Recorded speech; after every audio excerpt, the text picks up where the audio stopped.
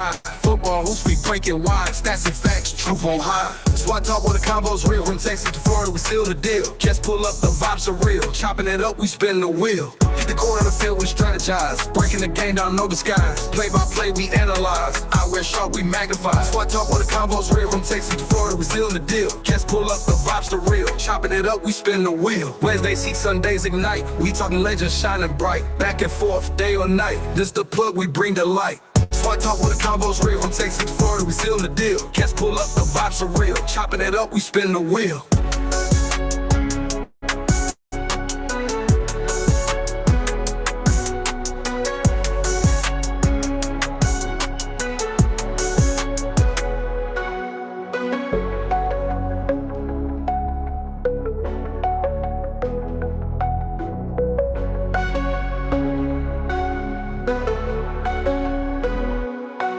Wednesdays heat, Sundays ignite. We talking legends shining bright. Back and forth, day or night. This the plug, we bring the light. SWAC talk where the convo's real. From Texas to Florida, we seal the deal. Cats pull up, the vibes are real. Chopping it up, we spin the wheel.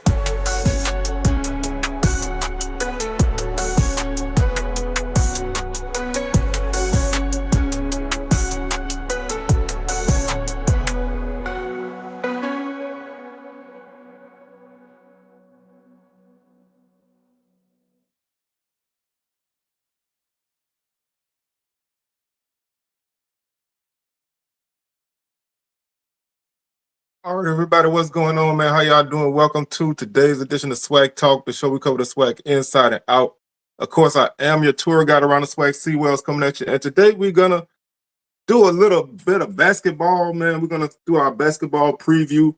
Of course, football's still going on, but for some of us, our teams are basically have basically been in a position where the pads are put up, even though we still got a couple games left, but some team seasons are already over. So basketball just started, so I wanted to kind of talk about it a little bit. We won't really go too in-depth on basketball until conference play starts in January because everything's all helter-skelter during November and December with so many non-conference games. But the real action kicks off or tips off in January with conference play, so we'll start to really ramp it up and focus on it then. But I wanted to go ahead and put a little preview out now because it's some good things going on right now in SWAC basketball. Matter of fact, Grambling just beat Howard last night. So that's definitely one of those good games that we need for non-conference D1 wins. But Bethune-Cookman had a really good game against Auburn earlier in the week. So there is a lot of talent in this league. There's a lot of new talent in this league and new coaches on the sideline, new faces. So we're going to just kind of run through it. This won't be like really, really long, but I want to try to give everybody a little bit of shine and go from there. So with that being said, man, y'all make sure y'all like, share, and subscribe. We're making our way up to 1,500 subs, so if you can help us get there, that'd be greatly appreciated. I think we're about nine short, so if you can get us to 1,500, that would be great. And after that, I'd love to get to 2,000. So those are our goals. Wednesday, Week 12 football preview coming at you. Sunday, Week 12 recap. And I'm most likely going to go live again Saturday night after the games, but not 100% sure on that. But so just keep it locked to the socials to find that out. Facebook and Instagram both are SWAC Talk, and Twitter is SWAC Talk 76. So that's that. Let's go ahead and get into this. The preseason the preseason order of finish was dropped at the SWAC Media Day, which was on October the 8th, I believe. Bethune-Cookman is picked number 1 with 232 points. They had 12 first-place votes. Southern, number 2, 214 points, 5 first-place votes. Southern was the regular season champ last year. Jackson State, 208 points, 1 first-place vote. They finished as the runner-up in the conference tournament. Alabama State, 183 points, 3 first-place votes. They won the SWAC tournament last year. Texas Southern, 182 points. 5th place, Alabama A&M, 6th at 163 points. They have a new coach, Coach Jackson, coming over from Grambling, and he brought over some guys with him. So they're definitely going to be in the mix. Definitely look for that team to be a good defensive team like his Grambling teams. Grambling, also a new coach this year. They get Coach Query from Florida A&M. Tigers are number 7 with 151 points. Number 8 is Florida A&M, who hired Charlie Ward to take over the basketball team. They have 115 points. Prairie View, number 9 with 99 points. Alcorn also has a new coach, and they're in the 10th place spot with 74 points. And they bring over Jake Morton takes over as the head coach. So he's a guy who's been around a long time. And so we're looking forward to seeing what he does with Alcorn. But the Braves are picked 10th. After that is Pine Bluff with 70 points and one first place vote. So salute to whoever that is that gave Pine Bluff a first place vote, even though they picked 11th. And then Valley is 12th with 25 points. The preseason player of the year is Deshaun Ruffin from Jackson State. Definitely a great choice. He is electric. Definitely looking for him to continue to have a stellar season.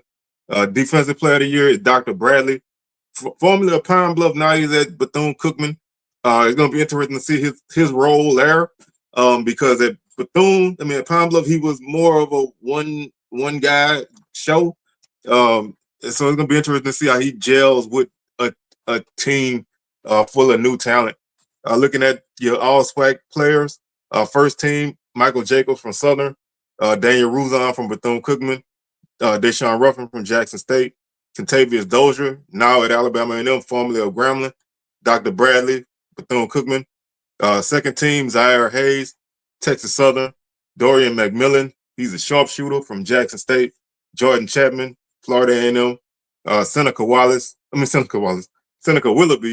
Bethune-Cookman, and Michael Simpson from Alabama State. So we're going to take a look at each team real quick.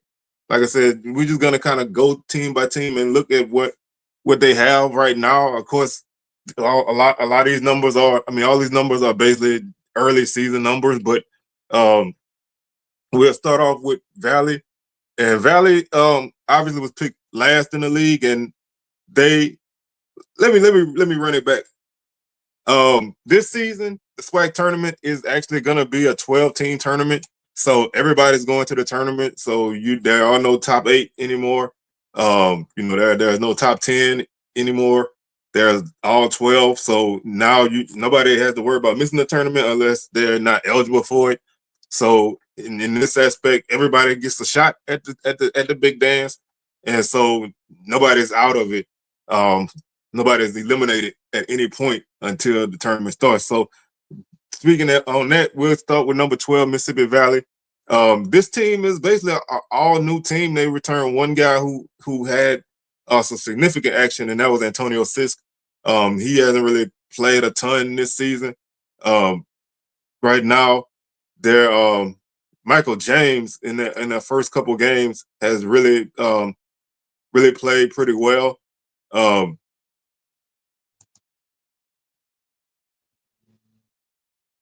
They haven't, they've kind of run the gambit on their games, but James has been a guy that has lit it up. He had a good game against Mississippi University Women's College or whatever. And so that's a guy who showed, at least early in the season, that showed some potential to score some points. And Valley needs that go-to guy. I think last season they didn't necessarily have anybody that you could just say was a guy that could just take over a game. They had some solid performers, but they lack the depth that everybody else has. So for me, this season, Valley is always going to hinge on depth, because that's definitely just one of those teams that you just never know how they're gonna do beyond their top 2 or 3 guys. Also, other than James, Daniel Mayfield right now is averaging 10.6 points per game in 3 games. Mayfield is at 24.6. He's shooting 36% from 3. He's taken 33 threes already, so he's taken about if you did it average, he's averaging like 11 threes a game attempted. So he's doing a lot of his damage from outside. He's also 20 or 21 from the line.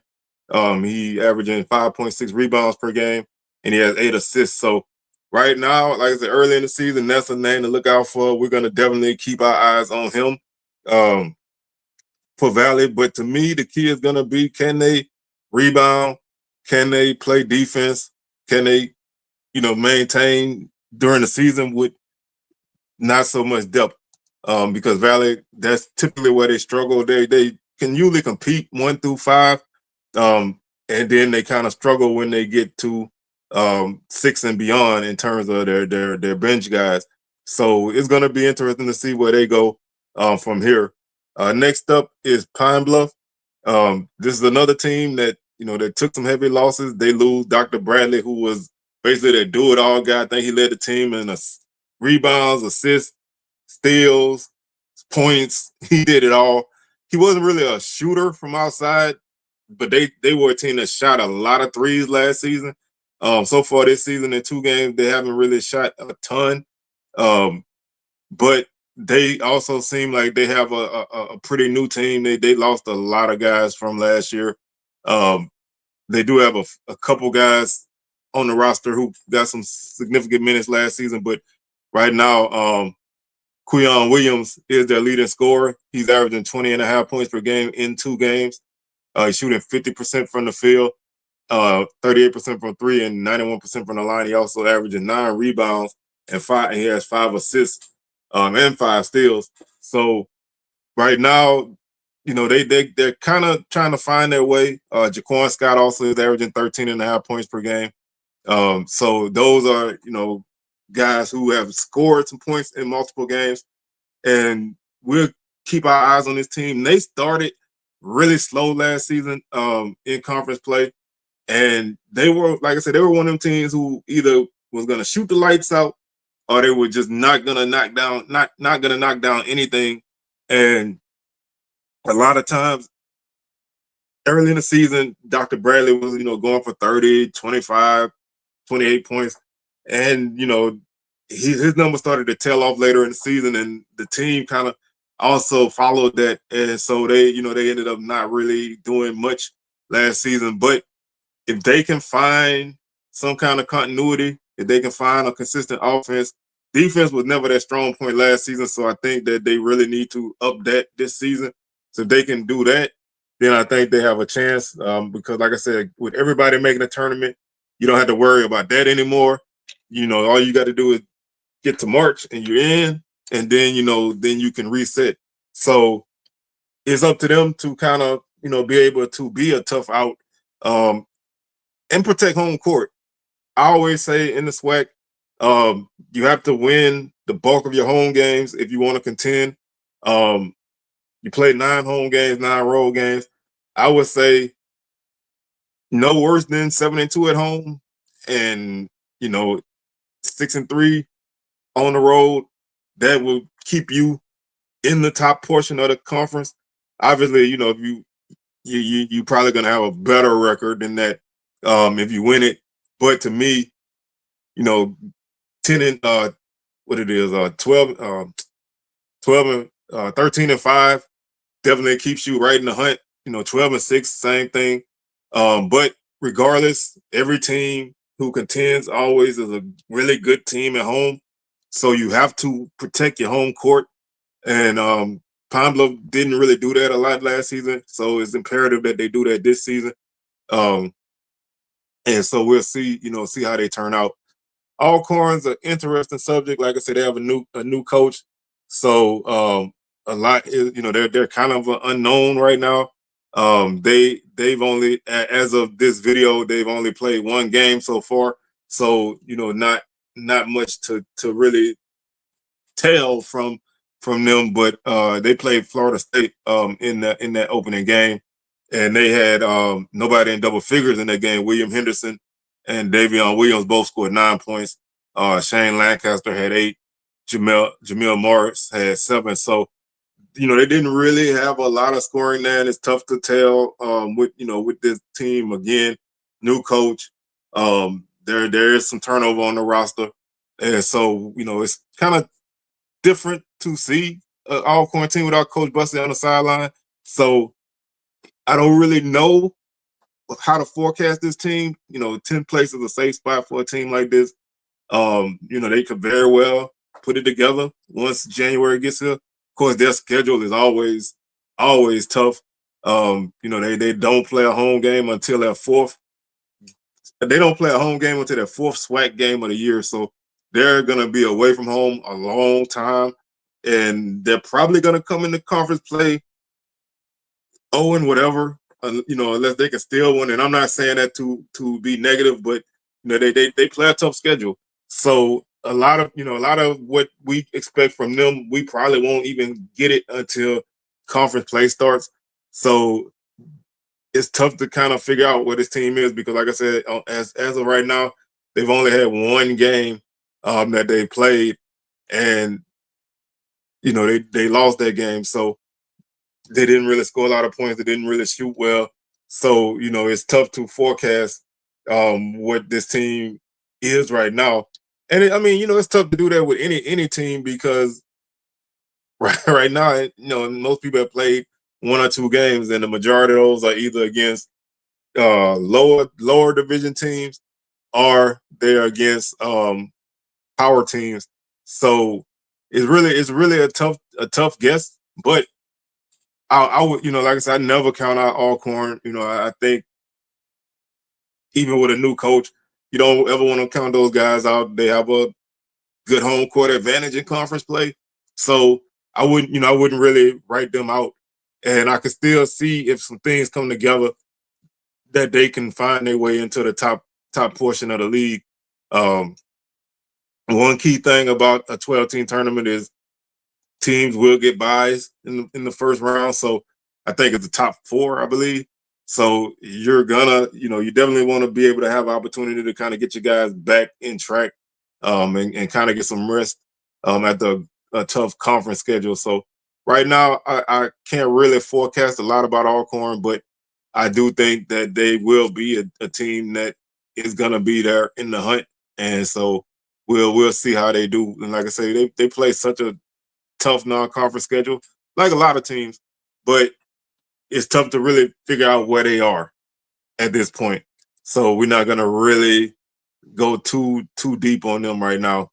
Next up is our number 9 team, and that's Prairie View Panthers.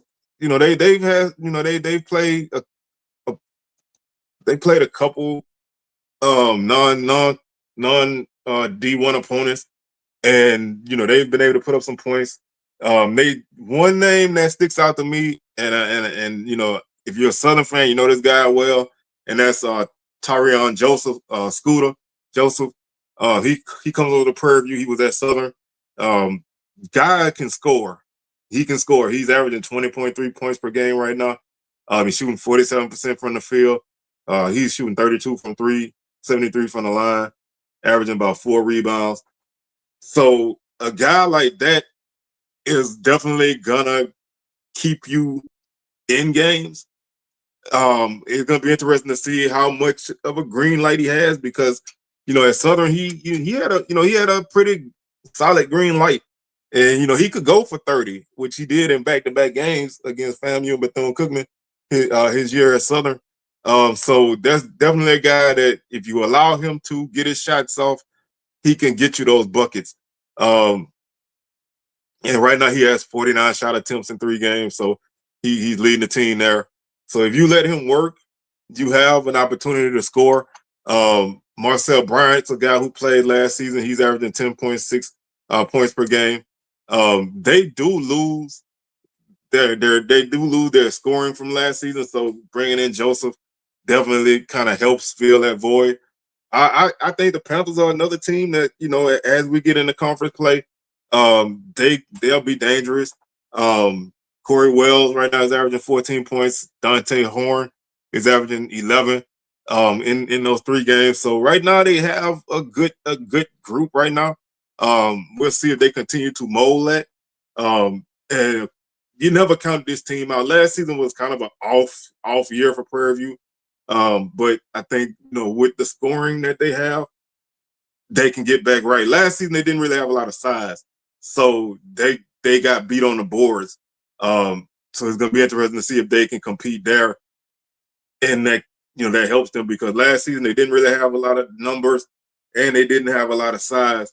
So some games they just were kind of outmanned, but they had some good scorers that helped them stay in those games.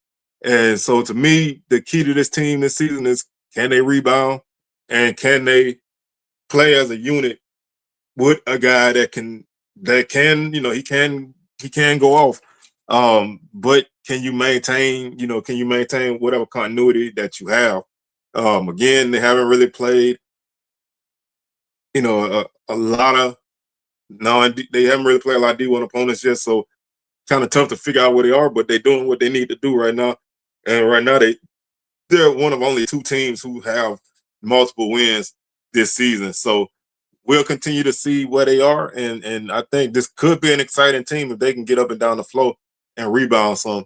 Next is Florida A&M. Right now they're 0-2. Coach Ward takes over. Um, this was a team who shot the three very, very well last season. They were one of the top 3-point shooting teams in the league. They really could light it up. Right now this season, they're not really shooting great, but again, only 2 games, so not a lot to really get from them right now. Devere Palmer, he scored 16 points in his only appearance. Tyler Shirley, he's averaging 14 points in his 2 games. Uh, Baker Antonio, he has 10 points in his one outing. Jordan Chapman, who's preseason all conference guy, he's averaging 9.5 points in his 2 games. Michael Octave is a guy who played at Bama State. That's a guy that can light it up. So that he definitely, if he can get his 3-point shot going, that will help them a lot. Anquan Bolden Jr., that's a name that's just interesting just because if you're a Florida State guy, NFL guy, you know Anquan Bolden. But it's going to be interesting to see, because this is a new team with a new coach.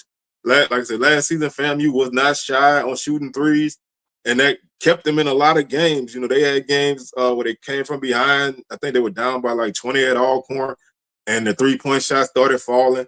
They were able to, beat Jackson State last season. They gave Southern a run late in the season. They lost to Bethune on the last second shot. They were in a lot of games last season because once their shots started falling, they weren't shy to shoot it. So it's going to be interesting to see how they play this season. Can they move the ball? Which I always look at teams moving the ball. I think when you move the ball, it helps you get more shots. It helps you get better shots. You don't want to just take whatever's down. If you can get a better shot to a guy that's cutting at the basket, that's better to me than a contested 3. Even if you make it, I just think when you get into conference play, the better offense you play, the better chances you have, especially on the road. And so that's it's gonna be a key to see where they are. Last season they had some pretty good size as well. So we'll see if they can kind of maintain. And with these new coaches, it's just interesting to see where these teams turn out. With coaches like Coach Query, which we kind of got an idea what he did at FAMU in his one season, and Coach Jackson, what he did at Grambling. We kind of got an idea what those teams will be in their new stops. Coach Ward's kind of not quite sure, but I expect an exciting brand of basketball from the Rattlers. Next up is Grambling, and speaking of FAMU, Grambling has their old coach. So Grambling is kind of one of those teams last season was up and down. They weren't quite the Grambling that you saw in recent seasons, but they they they they matched up well with a lot of teams because they played really good defense. They weren't the greatest offensive team, but they played good defense, and they were able to kind of keep themselves in those mid-60s type games. And they really matched up well with Southern, which they ended up beating in the conference tournament. And you never really doubted them getting in because you just knew that with experienced coach and a team full of experienced guys, that they would be fine. So this season, kind of, a lot of new faces. They have a young kid, Antonio Munoz. He's a baller. He's flying high, scoring 13 points a game in his 3 games right now. Hadn't really lit it up from outside, but he's shooting 52% from the field and 68 from the line. He's averaging 2.6 rebounds per game. He has 11 assists. Jamil Mutleeb, he's averaging 12.6 points per game as well. He's shooting 60% from 3. Um, Jamel Lane, he's averaging 12.6 points per game. Roger Coffey is another name from FAMU, who you can look to be a factor on this team. I think this team has the potential if they can put some things together, because they had a really good game against Howard last night. If they can continue to grow, they'll be in a better position once conference play gets here. They're not, again, they're not gonna really be like the last couple of years of Grambling. I don't think. Grambling was a big team in the last previous seasons where they had a lot of size and they could throw bodies at you. And so at this point, we not quite sure, but I do expect them to be a factor, because Coach Crary is a good coach, and he believes in shooting threes. And right now they have 2 guys already that's averaging, that has over 12 3-point attempts, and another with 9. So if that 3 can fall, Gremlin's gonna be a team to keep an eye on, because like I said, you just need you need something to fall back on when you not at home. Everybody plays well at home, but you need something to fall back on when you're not at home. Usually it's defense. Like they say, defense travels, but everybody doesn't play great defense. So if you can, if you can get something going when your 3-point shot not falling, if you got a guy that can get to the basket and then get to the line, it helps you a lot on the road. And so we'll start to really piece these teams together as we move through November and into December. And by the time January gets to the first couple weeks of January, I always use those first couple weeks, first 3-4 games, to really figure out what a team is, because some teams, like I said, teams play varying types of schedules. So, you can have a team that plays 12 power teams and come in the conference play 0-12, but immediately get in the conference play and catch fire. You can have a team that plays a lot of low-level teams and they're putting up good numbers, and then they get in the conference play and they can't buy a basket. So I like to use those first couple weekends, because that typically is a home weekend and a road weekend. Sometimes you might have a team have 3 straight home games, but typically at that point, after the first 4 games, you had a home weekend and a road weekend, so you kind of get an idea what this team is. And by the time you get to that 4th game of the season, that second Monday in January, you kind of got an idea of who's a real contender and who's not. Of course, you have situations where teams go on, hot streaks.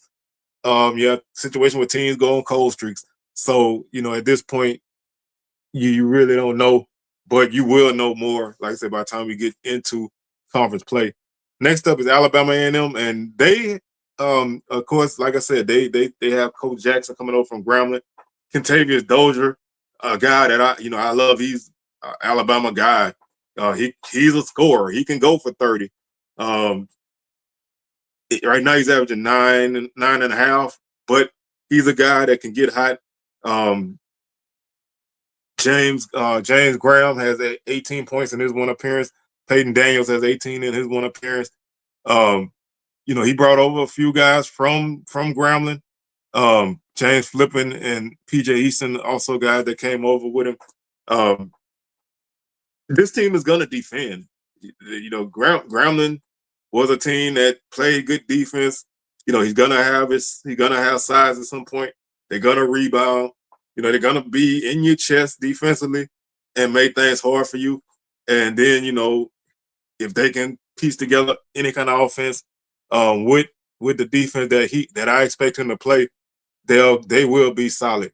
A&M's on an upswing. I thought last season was a mixed bag for them, and that's what cost Coach Hewlett his job. But they have a great arena, and they are kind of putting into athletics. So I think the Bulldogs with this hire puts them in a good position. I all like I said, all it takes is a scrappy team. You get in a tournament, which everybody's in now, so you don't even have to worry about that. You get in, if you can, avoid, having to play the first day, and you find some things, it's gonna be a good thing. So I expect a lot from Alabama A&M, because I'm high on Coach Jackson. I think he's the guy that really gets it done, and I think he'll do the same here.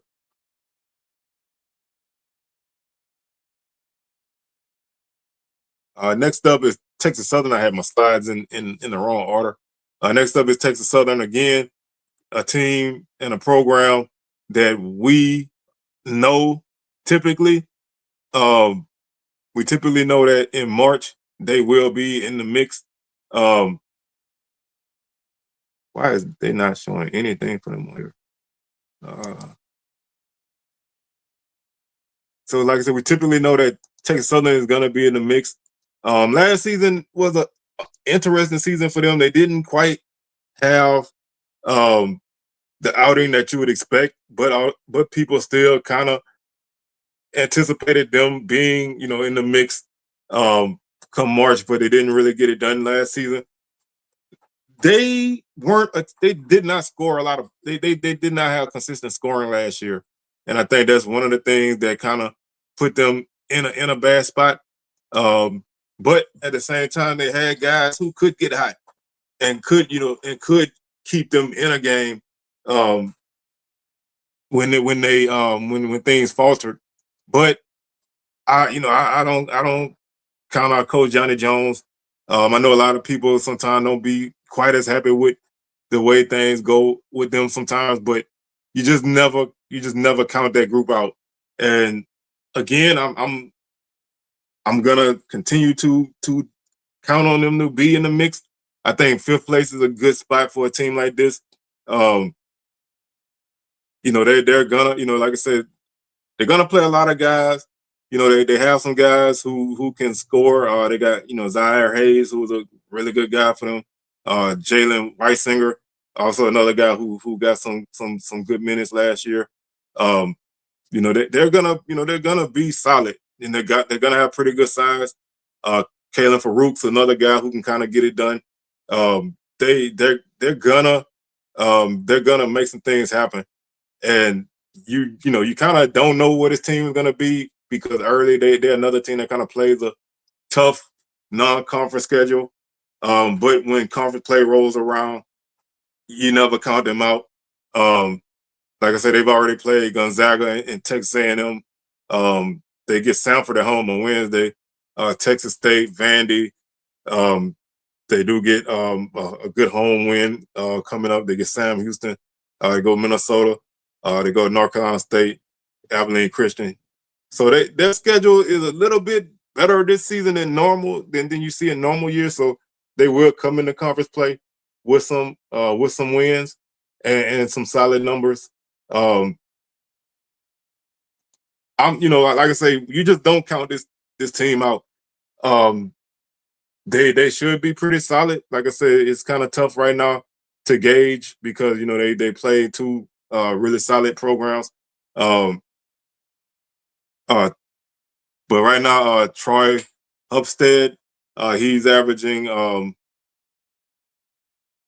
he's leading the team right now, and he's averaging 15 points a game. Cameron Patterson is at 11 and a half. Dwayne Posey is another guy who played last year. He has 8-point average. Alex Anderson 7.5. Like I said, this team, you just didn't know. They beat Jackson State last year in a barn burner, lose to Pine Bluff. They weren't consistent. They fell behind by 20 to Southern like twice, but they came back and almost won both games. That you just don't know, you just didn't know what this team was gonna be. So to me, this season is all about consistency. They have to be consistent. They have they have to. Like I said, they're everybody kind of sits there and says, wait till March, TSU will be there, but you kind of want to be able to go into a tournament on a roll. You don't want to have to try to flip the switch all the time. And I think last season was one of those years where they kind of didn't really get that done right there. But I still expect them to be in the hunt. Next up is Bama State, who is the defending conference tournament champs. This team last season was a very good team. They were kind of streaky. They shot the three well. They played a lot of guys. Everybody except for like Okong, who was like 7 foot. Everybody else shot the three. And they would bring in, Coach Madlock would rotate guys, and the bench guys, had green lights. And they played a lot of close games. They beat Southern about 1-2 times in a row. I think they won a couple other 1-point games. But they got hot in conference tournament play. And, they also won their play-in game. So they had a really good attack. They had TJ Madlock, CJ Hines, and they were able to really get some things going. It was never, they were never out of a game. And now, they have a lot of new faces on their unit, on their team. So it's gonna be tough. Again, when you finish, I think they were fifth or fourth.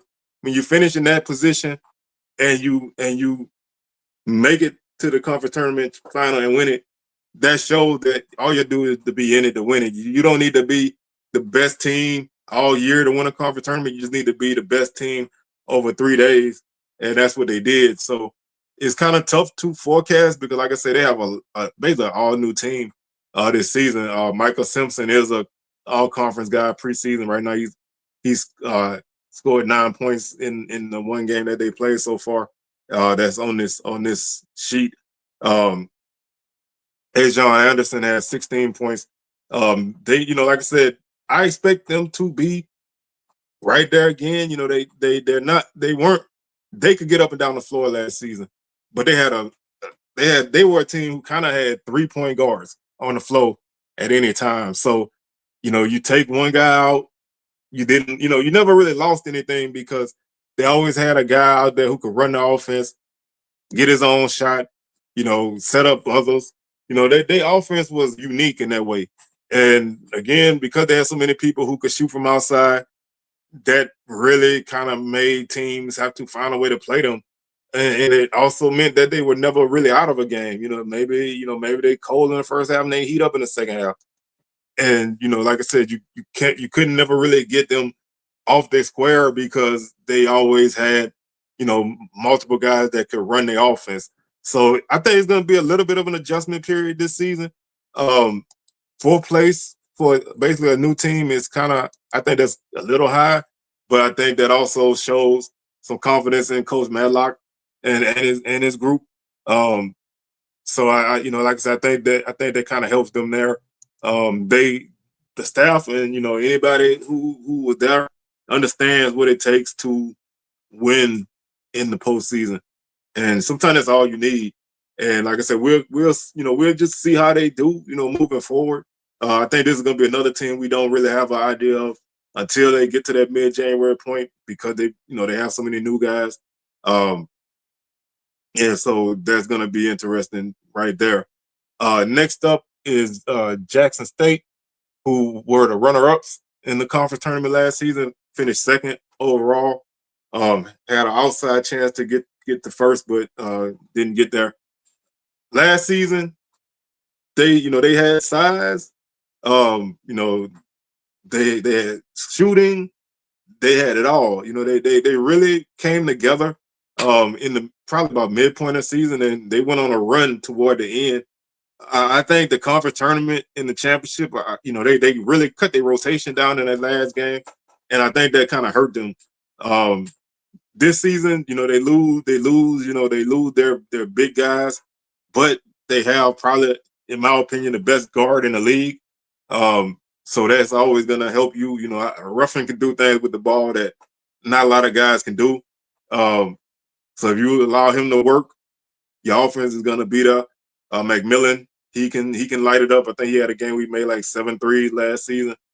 They also breaking in some newer guys, and so I expect this team to kind of get up and down the flow. I expect them to still be able to shoot well. Um, like I said, the backcourt is going to be electric, and it's going to be, it's going to be. I think they're going to be right there. Third is a good spot. They're going to challenge for first, especially once they get going. Um, they played a tough schedule so far, so it's kind of tough to gauge. But when you have a guy that you can put the ball in his hands and tell him go make a play, whether that's him scoring or getting somebody else a shot, you're always gonna be there. And that to me is the big factor for this team. Our coach Mo, he's gonna have those guys ready. They hungry because they came up short. That was a game they felt they had. So you really expect to see them kind of get some things going. And right now, even with this early portion, they have about 4 guys that shooting over 36% from three right now. So they can, they are shooting pretty well even in the early portion. And I don't expect that to change. They will be in the hunt, and I think they'll be one of those teams that when you get to March, they're gonna be right there. I would not be surprised to see them sitting at that one spot going into the tournament. Because I think they're just gonna be a team that's right there. Um, and if they can, they can get if they can get their size right, get the rebounding like they had, and kind of balance their inside outside attack. Because last season, Shannon Grant was huge, um, literally and figuratively. That guy was a big game changer. He really came into his own at Jackson State, and he provided something that most teams didn't have, and that was a big body that could put points on the board. And when you had to worry about that, that allowed the guards to eat.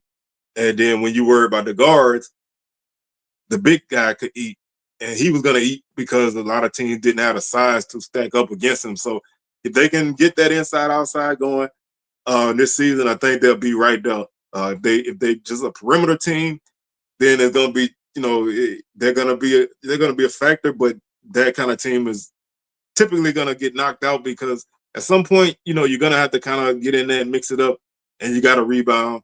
And so if they can stay in that range where they inside and outside, and they allow roughing to work, then they're going to be a challenger for the championship.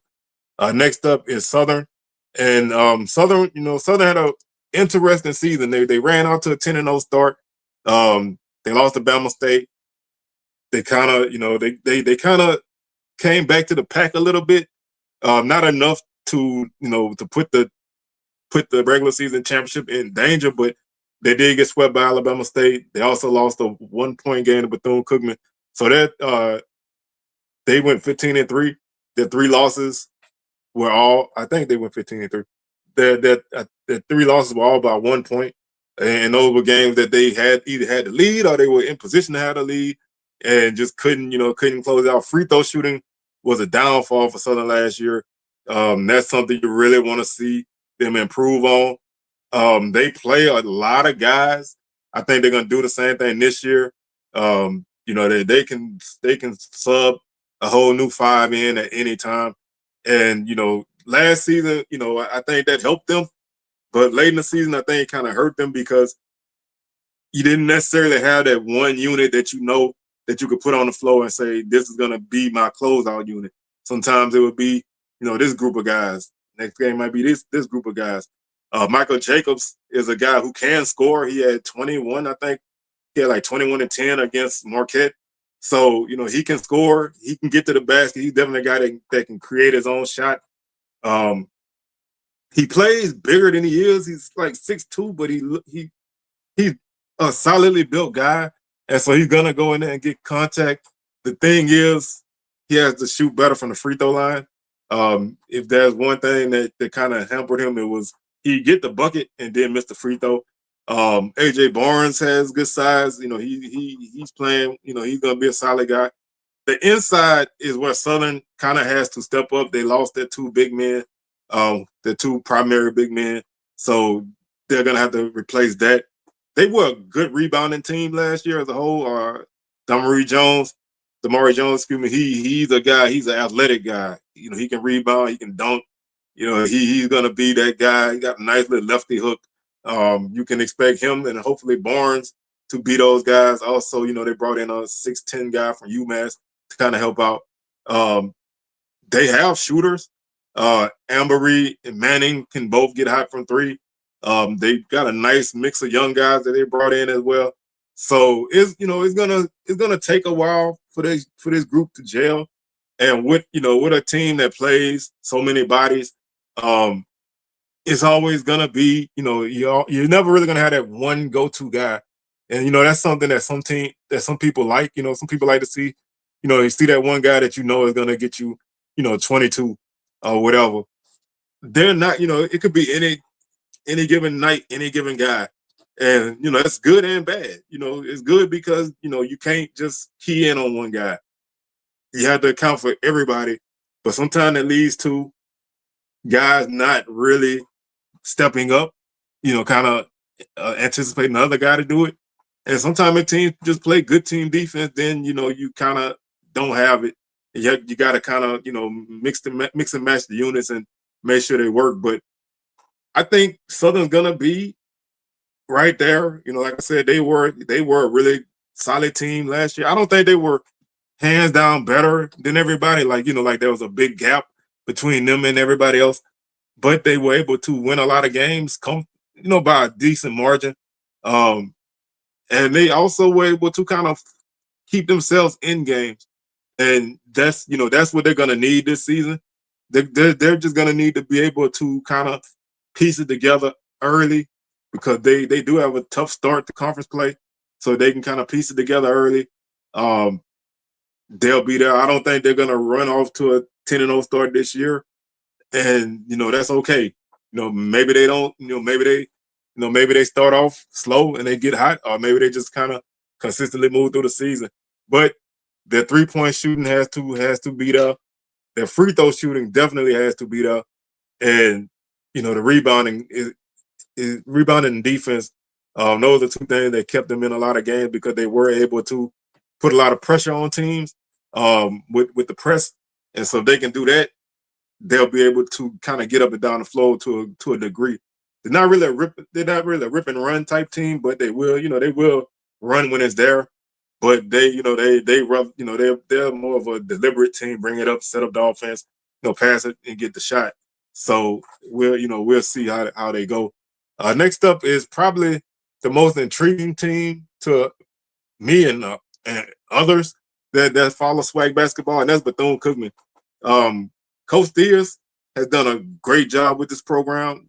They've been right there, in a lot of areas, a lot of years. Maybe they made it to the conference semis in 23.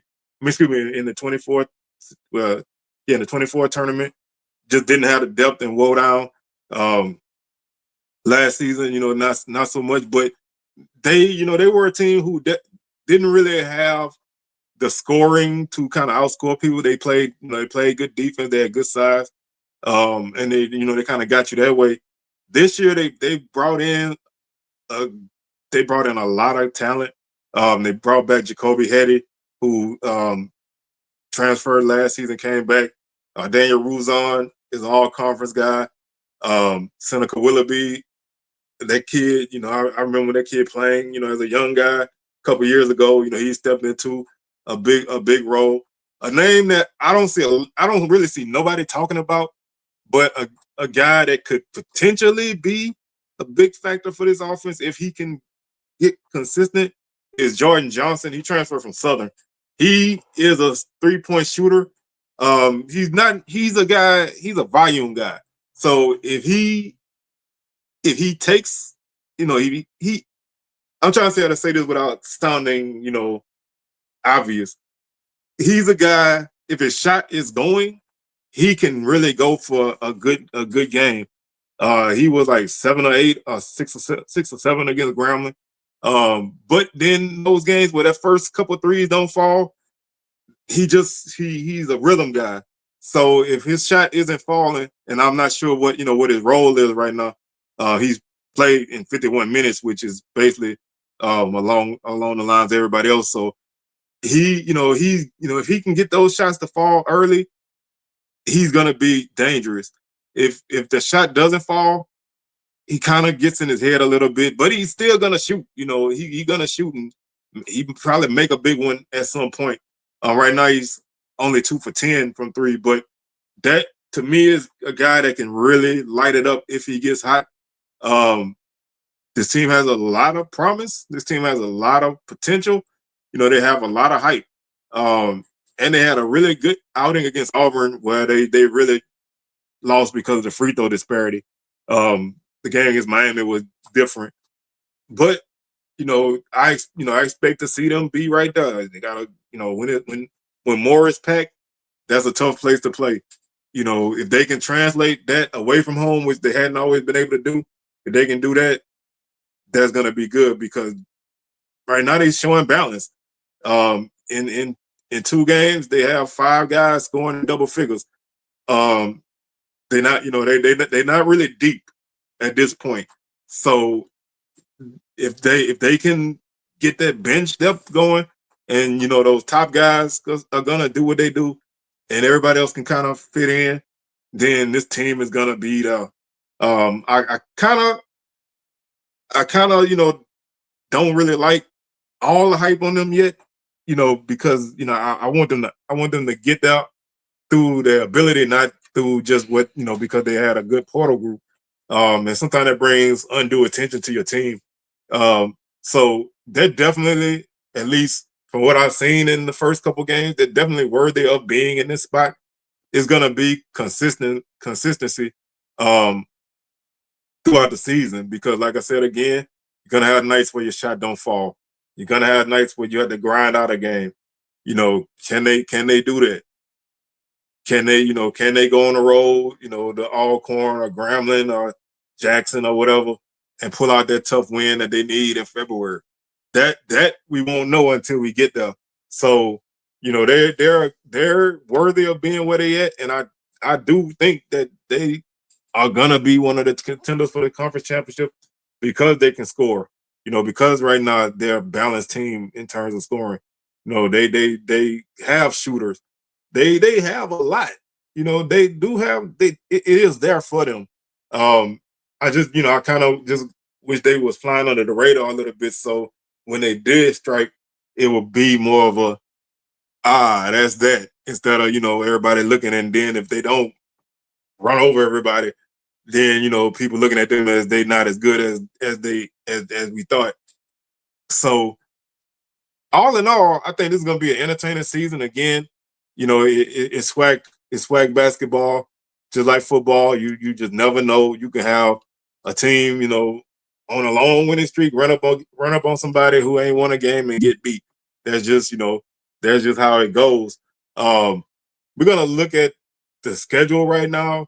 Again, everybody's playing, non-conference games is all over the place.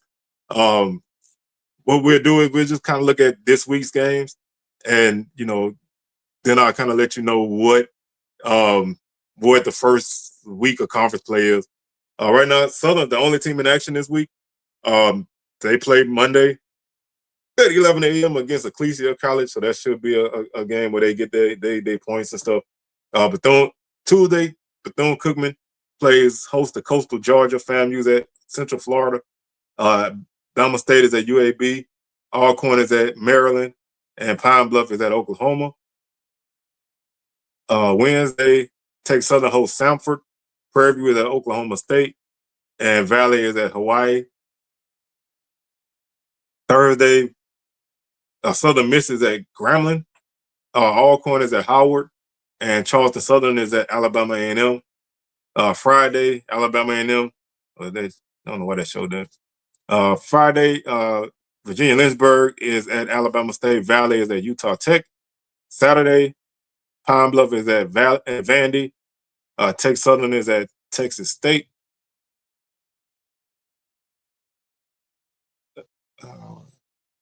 Jackson State is at Louisiana Tech. Champion Christian College is at Southern. Bethune-Cookman is at Dayton. And Valley is at Manhattan. And then Sunday, Lindenwood is at Alabama A&M. So that's kind of what we have this week. And just to give you an idea what the first week of conference play looks like, conference play starts on January 3rd, on Saturday, January 3rd. Prairie View is at Grambling. Texas Southern is at Southern. Alabama, Alcorn is at Jackson State. FAMU at Bethune-Cookman. Bama State at Valley, and Alabama A&M at Pine Bluff. Monday, January 5th, we switch partners. So Texas Southern is at Grambling, Alabama State at Pine Bluff, Prairie View at Southern, and then Alabama A&M is at Valley. And that's pretty much it. And of course, with SWAC TV, we're gonna have games on. We're gonna have games televised there, and they seem like they're gonna have during conference play. They're gonna have quite a few games on the first weekend of conference play. Like SWAC TV has 3 games on the first Saturday, and then